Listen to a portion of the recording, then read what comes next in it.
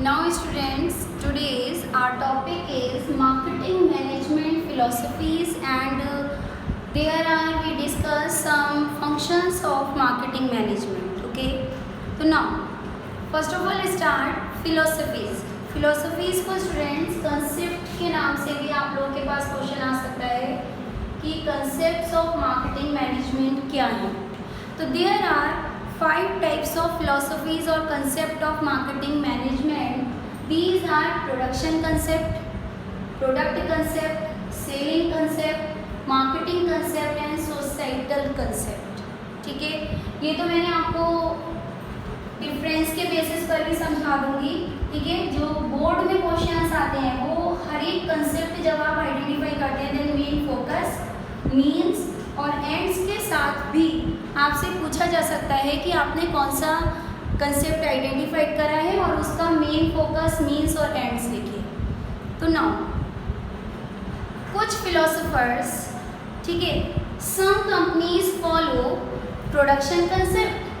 कोई सी companies production concept follow करती हैं. हर किसी की फिलोसफी देखिए अलग अलग होती है. तो that producers that follow production concept, they always believe that each and everything, each product that have easily available and their price is low can easily be sold in the market. जो companies, जो manufacturers production concept follow करते हैं उनकी thinking क्या रहती है कि जो चीज़ ईजिली अवेलेबल है, ठीक है, उसका प्राइस भी क्या हो जाता है, उसका प्राइस लो रहता है and this is affordable by each and every customer. So there is starting point. Production concept कहाँ से स्टार्ट होता है? फैक्ट्री से स्टार्ट होता है. मेन फोकस किस पे करते हैं? क्वांटिटी ऑफ प्रोडक्ट पर, क्योंकि इनका प्रोडक्ट ईजिली अवेलेबल है. ईजिली अवेलेबल से मतलब है हमें ज़्यादा मार्केटिंग एफर्ट्स नहीं करने पड़ते हैं, बहुत ईजिली हर एक चीज़ अवेलेबल हो जाती है.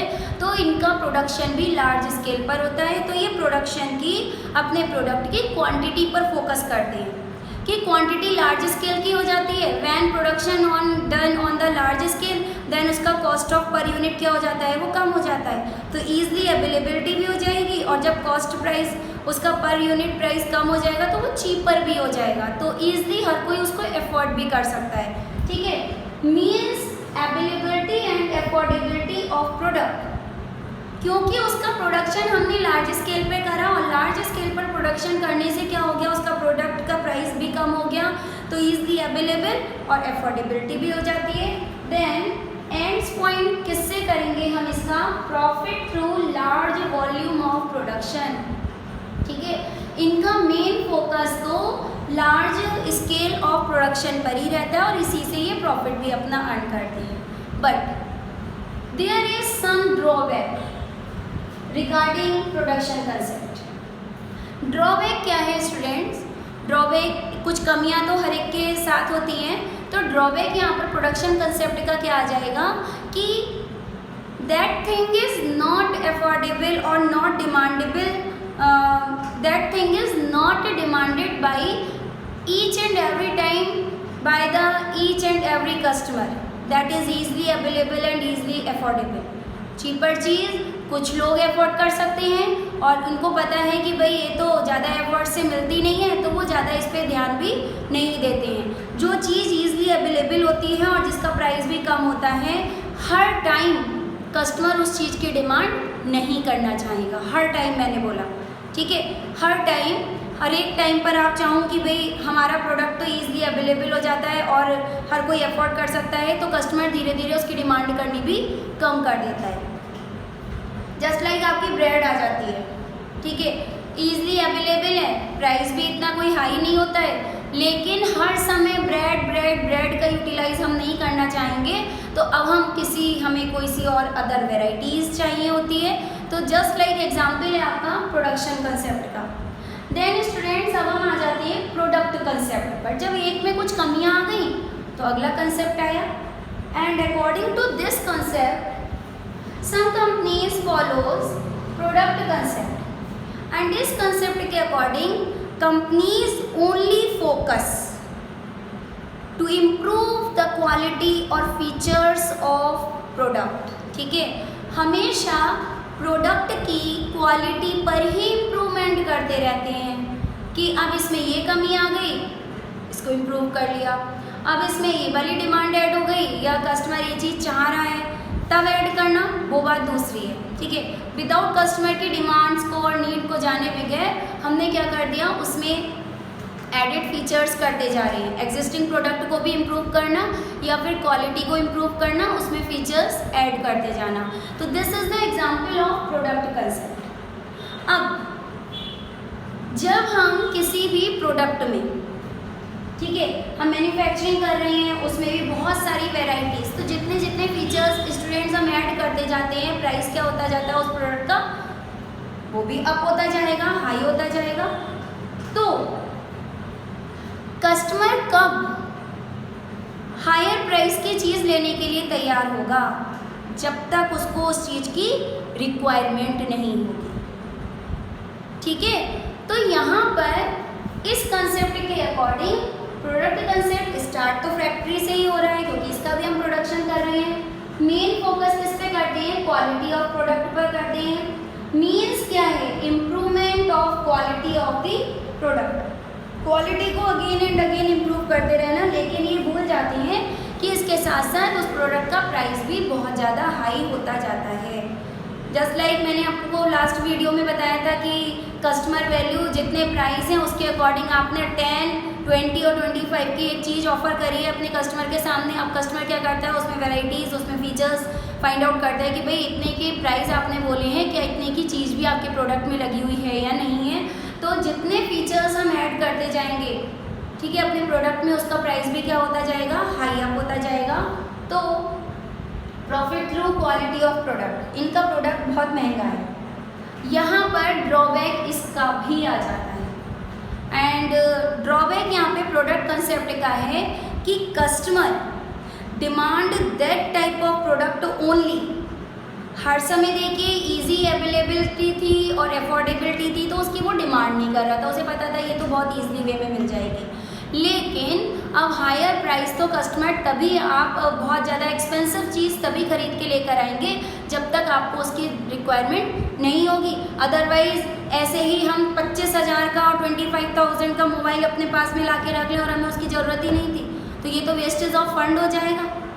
तो दैट्स वाई यहाँ पर इसका भी एक ड्रॉबैक आ जाता है कि जब तक कस्टमर को डिमांड नहीं कर रहा है, जब तक कस्टमर को नीड एंड वांट्स नहीं होगी, तब तक हम उसके फीचर्स में, उसके मैन्युफैक्चरिंग में कोई भी फीचर्स ऐड ना करें। अगर आप डिमांड्स के अकॉर्डिंग कर रहे हैं और एग्जिस्टिंग प्रोडक्ट में भी फीचर्स को ऐड करते जा रहे हैं, this is the part of product concept की क्वालिटी इम्प्रूवमेंट आ जाता है यहाँ पर। देन स्टूडेंट्स आता है सेलिंग कंसेप्ट। आप एक डिफरेंस भी करके रखिएगा, selling concept and marketing concept में, ये दोनों बहुत इंपॉर्टेंट कंसेप्ट है आपके। सेलिंग कंसेप्ट में स्टार्टिंग फैक्ट्री से होती है। Selling existing product bye hook and crook. ऐसे नहीं तो वैसे करके, कैसे ना कैसे करके हमें क्या करना है, अपने प्रोडक्ट को सेल कर देना। और मीनिंग मैं बताऊँ इसका क्या होता है selling concept. According to this concept, Whatever you have, sell them। जो भी कुछ है हमारे पास, क्या कर दें, उसको सेल कर दें without analyzing need and wants of the customer. क्यों? क्योंकि firstly according to this concept manufacturer is the king pin of the market. Selling concept के अकॉर्डिंग मैन्युफैक्चरर किंग पिन है मार्केट का। तो वो क्या करता है, नीड एंड वांट्स के अकॉर्डिंग मैन्युफैक्चरिंग नहीं कर रहा है, वो अपने अकॉर्डिंग मैन्युफैक्चर करता है। अब उसने जब प्रोडक्ट बना लिया तब उसको तो सेलर्स को क्या करना है, सेल करना है। तो by hook and crook word इसमें इसीलिए आया है कि कैसे ना कैसे करके हमें अपने प्रोडक्ट को क्या करना है, सेल करना है। और ये मेन फोकस प्रमोशनल टेक्निक्स पर ही करते रहते हैं। जस्ट लाइक एडवर्टीजमेंट में ज़्यादा से ज़्यादा खर्च करेंगे और सेल्स प्रमोशन टेक्निक्स लेकर आएंगे, क्या करके, जस्ट लाइक रिबेट देकर अपने प्रोडक्ट पर, सेल कर, डिस्काउंट निकाल के अपने प्रोडक्ट पर, ठीक है, या फिर कोई भी स्कीम ऐड करके अपने प्रोडक्ट को by hook and crook sell करना, स्टॉक को क्लियर करना, मेन फोकस इनका सेलिंग कंसेप्ट का इस पर रहता है। Then profit through sales volume, ज़्यादा से ज़्यादा हम प्रॉफिट कैसे अर्न कर सकते हैं कि हमने क्वालिटी पे ज़्यादा ध्यान नहीं दिया, ठीक है, क्योंकि क्वालिटी पे ध्यान तो प्रोडक्ट कंसेप्ट देता है। हमने लार्ज स्केल प्रोडक्शन पे ध्यान नहीं दिया, हमारे सेल करने का जो प्रोडक्ट का पर यूनिट कॉस्ट है वो भी रिड्यूस नहीं है। क्यों? क्योंकि आप मेन फोकस किस पे कर रहे हैं? प्रमोशनल टेक्निक्स पर। जैसे न तैसे करके एडवर्टीजमेंट का अगर पेड फॉर्म है एडवर्टीजमेंट, तो उसमें ज़्यादा से ज़्यादा का एक्सपेंसिव फॉर्म मानी जाती है। पब्लिक रिलेशन क्रिएट करके आप अपने प्रोडक्ट को बस सेल करने पे ध्यान देते हैं, ना कि उसकी क्वालिटी, ना कि उसके प्राइस पर ज़्यादा मेन फोकस करके। और फर्स्टली हमने नीड एंड वांट्स के अकॉर्डिंग प्रोडक्शन भी नहीं करा। तो क्या ये कंसेप्ट भी सही है? नहीं। There is also a drawback in selling concept. Selling concept में भी एक ड्रॉबैक आ जाता है। वो ड्रॉबैक क्या है कि वन टाइम और two time we convinced are customer. हम एक बार और दो बार अपने कस्टमर को कन्विंस कर सकते हैं, अगेन एंड अगेन हम अपने कस्टमर को फूल नहीं बना सकते, ठीक। फिर क्या हो जाता है, इससे इमेज ऑफ द फर्म क्या हो जाती है, या फिर इमेज ऑफ द सेलर क्या हो जाती है, ड्रॉबैक में आ जाती है, डाउन हो जाती है कि भाई इसके यहाँ मत जाना, ये तो प्रोडक्ट हमारे सिर पे क्या कर देगा, चपेट देगा, लेकर ही जाओ, इसके यहाँ अगर आ जाओ तो इसके ऐसे के यहाँ तो जाना ही नहीं चाहिए। तो ये होता है selling concept, by hook and crook sell them whatever you have. आपके पास जो भी कुछ है उसको बेच दो। देन हम आ जाते हैं स्टूडेंट्स अपने फोर्थ कंसेप्ट पे, मार्केटिंग कंसेप्ट। सेलिंग कंसेप्ट ने क्या करा था कि उसने फर्स्ट ऑफ ऑल प्रोडक्ट को वो प्रोड्यूस करता है, देन सेल करने जाता है, ठीक है। और मार्केटिंग कंसेप्ट क्या करता है, marketing according to this concept, firstly marketing concept identified need, wants and demand of the customer, then sell them in the market according to the demand of the customer. पहले वो क्या करेगा, पहले need and wants करेगा, identify करेगा, then production after analyzing need and wants of the customer. Selling concept ने production पहले करा था, फिर उनको by hook and crook sell कर दिया, लेकिन मार्केटिंग कंसेप्ट पहले नीड एंड वांट्स को आइडेंटिफाइड करता है, देन प्रोडक्शन करता है, then according to their demands के अकॉर्डिंग उनको सेल करता है। क्यों? क्योंकि इसका एंड पॉइंट कस्टमर सेटिस्फेक्शन है। मेरा कस्टमर सेटिस्फाइड होना चाहिए, जिस चीज़ की भी वो डिमांड कर रहा है वो उसको सेल करना है। और आपने शायद से बिजनेस एनवायरनमेंट में जब न्यू इकोनॉमिक पॉलिसी आई थी तब एक मार्केट ओरिएंटेड पढ़ा था, और मार्केट ओरिएंटेड में भी यही था कि 1991 से पहले, न्यू इकोनॉमिक पॉलिसी से पहले फॉलो किया जाता था स्टूडेंट सेलिंग कंसेप्ट। क्यों? क्योंकि वहाँ पे तब कोई कॉम्पिटिटर नहीं होता था। जो चीज़ प्रोड्यूसर प्रोड्यूस कर रहा है, मोनोपोली चलती थी, वो उसको क्या करना है, कस्टमर भी बेचारा मजबूर होता था, उसे जो चीज़ मिल गई उसने वही चीज़ क्या कर ली, परचेज कर ली। और 1991 के बाद में कस्टमर मोर डिमांडिंग हो गया था। क्यों? क्योंकि उसे ही पता है एक चीज़ की नंबर ऑफ वेराइटीज़ अवेलेबल है मार्केट में। तो अब 1991 के बाद हमने फॉलो किया था मार्केटिंग कंसेप्ट, जिसमें पहले नीड एंड वांट्स आइडेंटिफाइड करी जाती थी, तब प्रोडक्शन होता था। तो यही आपका मार्केटिंग कंसेप्ट है। लेकिन यहाँ पर भी एक ड्रॉबैक सोसाइटल कंसेप्ट लेकर आ गया। सोसाइटल कंसेप्ट क्या करता है, सोसाइटल कंसेप्ट का ये मानना है कि each and every demand of the customer can't be completed blindly. आंख बंद करके हर तरीके की डिमांड ऑफ द कस्टमर को पूरा नहीं करना चाहिए। तो कुछ सोसाइटल कंसेप्ट के अकॉर्डिंग कुछ क्रिटिसिज्म आ गए थे जो कि अगेंस्ट मार्केटिंग कंसेप्ट के थे। क्यों? क्योंकि मार्केटिंग कंसेप्ट तो कम्प्लीटली अपने कस्टमर को सेटिस्फाइड करना चाहता है, लेकिन सोसाइटल कंसेप्ट कहता है ब्लाइंडली हर एक डिमांड को पूरा नहीं करना चाहिए, and specially that type of demand that are harmful for the society. Just like drugs की डिमांड करना, जस्ट लाइक स्मोक की डिमांड करना, जिससे हमारे एनवायरनमेंट को क्या होता है, अल्कोहल की डिमांड करना, जिससे हमारे एनवायरनमेंट को बहुत ज़्यादा हार्म हो जाता है। तो these types of demand can't be completed by the marketing concept. Okay, तो सोसाइटल कंसेप्ट जैसा कि लिखा भी गया है कि मार्केट एंड सोसाइटी से रिलेटेड होता है। कस्टमर सेटिस्फेक्शन होना चाहिए but with in the tradition of society. Tradition of the society, अपनी सोसाइटी को माइंड में रखकर उसे कोई भी हार्म ना हो, हमारा एनवायरनमेंट भी पोल्यूट ना हो।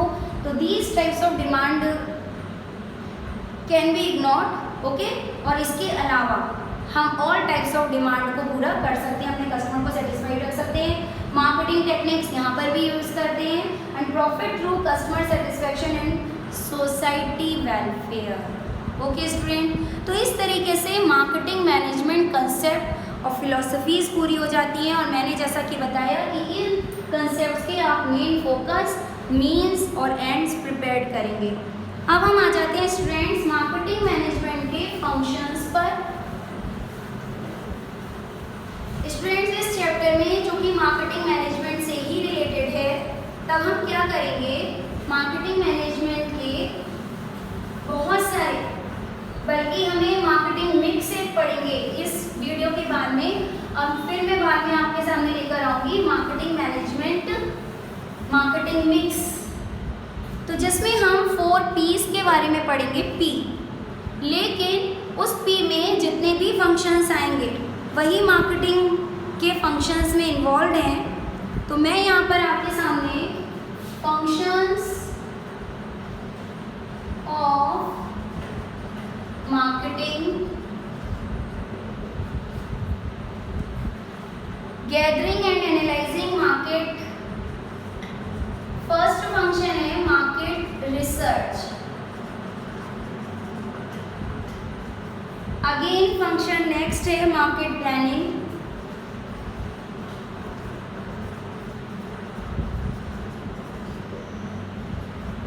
देन आ जाता है हमारा product designing,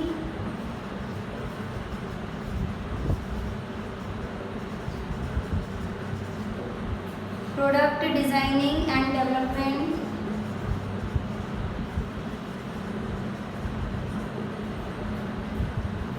standardisation and grading,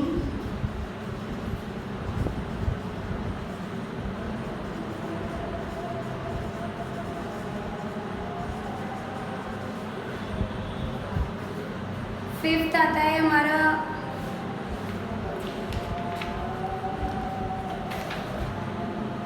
customer support services, customer support services. Students वैसे तो इस चैप्टर में और फंक्शंस ऑफ मार्केटिंग में there are 12 functions involve, but we discuss only 5 functions of marketing because other functions of marketing involved तो हैं इसमें, लेकिन हम डिस्कस करेंगे 4 P's of marketing mix। Marketing mix के 4 P के साथ में वो सारे फंक्शंस मार्केटिंग के इन्वॉल्व हो जाते हैं। तो अब हम यहाँ पर जो उसमें इन्वॉल्व नहीं है वो फंक्शंस एक्सप्लेन करने जा रहे हैं। नंबर 1 स्टूडेंट्स है मार्केट रिसर्च।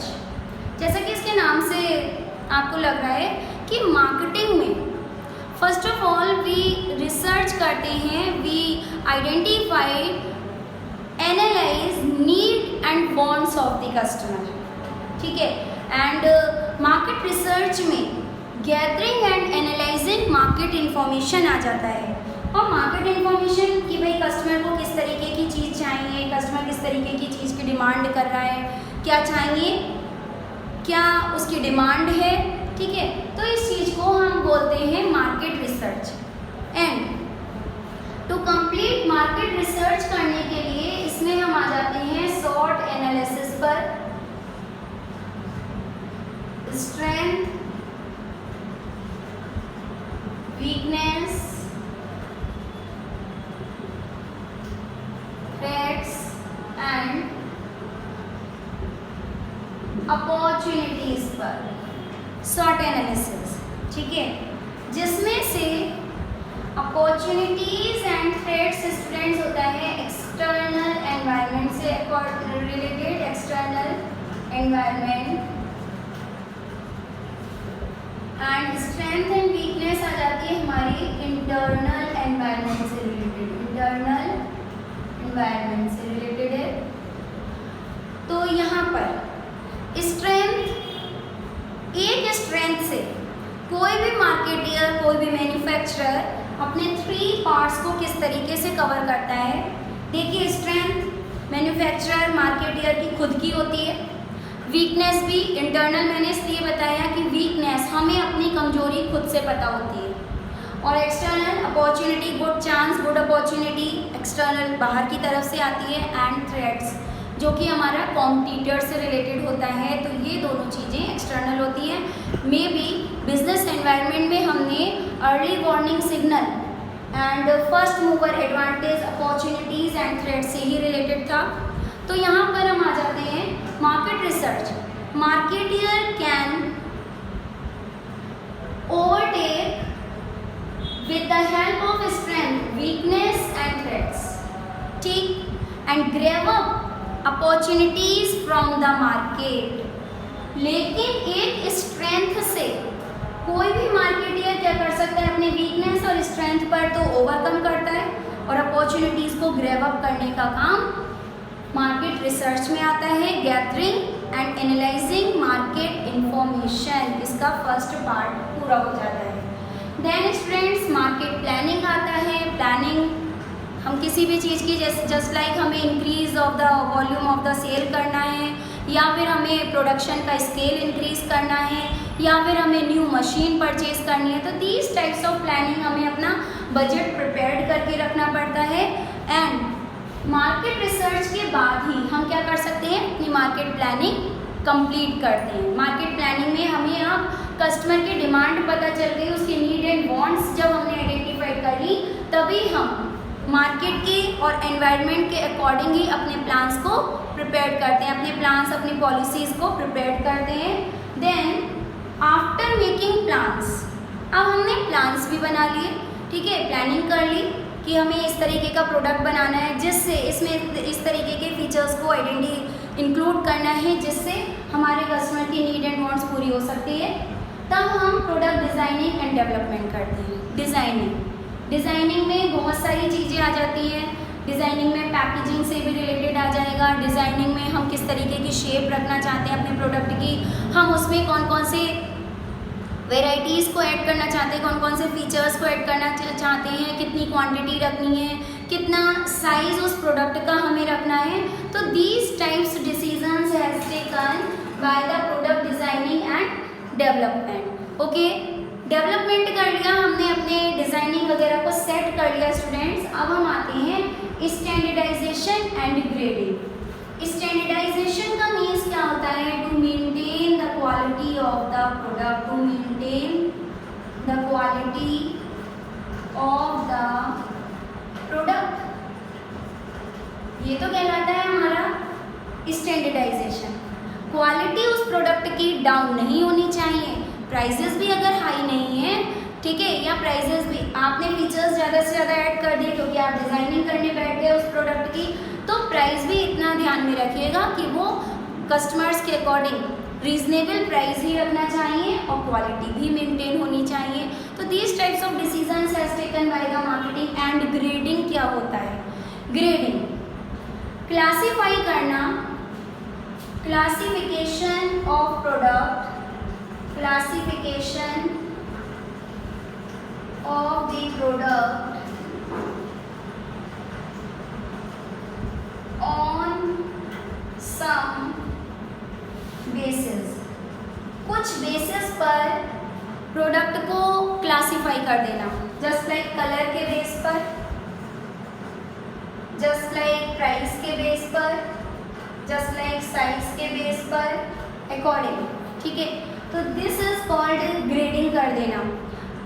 क्योंकि आप देखिए बैंगल्स के शॉप पर जाते हैं, बैंगल्स लेने के लिए जाते हैं, तो वहाँ पर ग्रेडिंग करी हुई रखी होती है कि रेड कलर की बैंगल्स वन साइड में, ठीक है, देन ग्रीन कलर की बैंगल्स वन साइड में। फिर प्राइजेस को लेकर, मतलब किसी ना किसी बेस को लेकर ही हमें ग्रेडिंग करना, क्लासीफाई करना ईजी रहता है, और इससे हमारा टाइम और एनर्जी दोनों चीज़ें सेव हो जाती हैं ग्रेडिंग करने से।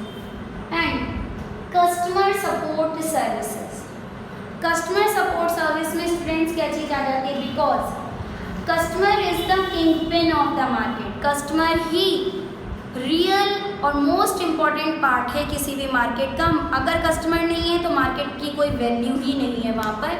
तो कस्टमर को उसको हर तरीके की सपोर्ट प्रोवाइड करना, this is the most important function of marketing. किस तरीके की सर्विसेज प्रोवाइड करना, जस्ट लाइक उनकी कंप्लेंट्स को बहुत पेशेंटली सुनना, उसको कंप्लेंट्स को उनकी कंप्लीट करना, मतलब उसको ड्रॉबैक जो भी आ रहे हैं उन ड्रॉबैक्स को रिड्यूस कर देना। देन जस्ट लाइक हमने जैसे कार अगर परचेज़ करते हैं तो हमें 1 ईयर के लिए या 2 ईयर्स के लिए उसकी सर्विस क्या करवाने के लिए जाते हैं तो फ्री सर्विस ऑफर करी जाती है, फ्री होम डिलीवरी दी जाती है। तो these are the part of customer support services. Okay, तो मार्केट रिसर्च में हमने मार्केट से रिलेटेड कंप्लीट इन्फॉर्मेशन को इकट्ठा कर लिया, जिसमें शॉर्ट एनालिसिस मार्केटियर की हेल्प करती है, मैन्युफैक्चरर की हेल्प करती है। मार्केट प्लानिंग में मार्केट रिसर्च के बाद ही हम मार्केट प्लानिंग अपना प्लान प्रिपेयर करते हैं, अपनी पॉलिसी को डिसाइड करते हैं, अपना ऑब्जेक्टिव अपना टारगेट बनाते हैं। देन प्रोडक्ट डिज़ाइनिंग और डेवलपमेंट, प्रोडक्ट को डिज़ाइन करना, उसका डेवलपमेंट करना, वो भी as per the need and wants of the customer ही किया जा सकता है। स्टैंडर्डाइजेशन में क्वालिटी मेंटेन करके रखना, और ग्रेडिंग बोलते हैं क्लासीफाई करना प्रोडक्ट को किसी न किसी बेस पर। एंड कस्टमर सपोर्ट सर्विस क्यों, क्योंकि कस्टमर को सेटिस्फाइड करना हमारा मोस्ट इम्पॉर्टेंट टारगेट है। कस्टमर हमारा किंग पिन है मार्केट का, दैट्स वाई कस्टमर की हर तरीके की कंप्लेंट को सॉल्व करना। ओके, तो these types of functions has done in this video. And इससे रिलेटेड स्टूडेंट्स बहुत सारे फंक्शन, जैसे कि 7 फंक्शंस अभी आपके रिमेन रह गए हैं, जिन्हें हम 4 P's ऑफ मार्केटिंग के साथ डिस्कस करेंगे। Okay students, thank you.